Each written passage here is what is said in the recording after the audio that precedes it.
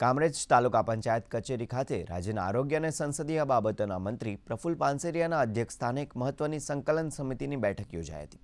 આગામી ચોમાસાની ઋતુને ધ્યાનમાં રાખીને પાણી ભરાવાની સમસ્યાઓ અને વિસ્તારના વિવિધ પડતર પ્રશ્નોના નિકાલ માટે બોલાવાયેલી આ બેઠકમાં મંત્રીએ જનતાના કામોમાં બેદરકારી દાખવતા અધિકારીઓને ઠપકો આપ્યો હતો। ખાસ કરીને સુડા વિભાગ અને ખોલોડ ગ્રામ પંચાયતની કામગીરી સામે મંત્રીએ ભારે નારાજગી વ્યક્ત કરી કડક પગલાં લેવાની સૂચના આપી છે।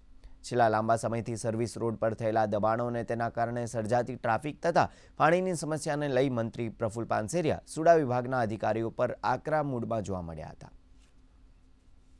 કામો બાબતના જ્યાં જ્યાં પ્રશ્ન હતા, જ્યાં જ્યાં બાકી છે, જ્યાં અધૂરા કામ છે, એમને સ્પીડ આપવા માટે, નવા કામો મંજૂર કરવા માટે, કામરેજના જે ગામોમાં ગેસ સુવિધા આપી રહ્યા છે એમાં વધુ કેટલી ગેસની સુવિધા આપી શકાય તે, હેલ્થ બાબતના પીએચસી સીએચસી સેન્ટરની તમામ પ્રકારની માહિતી અને પ્રશ્નો, આ બધું જ ડીપમાં ચર્ચા કરીને નેશનલ હાઈવેની એજન્સી સાથે પણ મળીને તમામ પ્રશ્નો સોલ્યુશન કરવાની, અધૂરા કામ પૂર્ણ કરવાની મિટિંગ હતી અને જે તંદુરસ્તપણે ચર્ચા થઈ।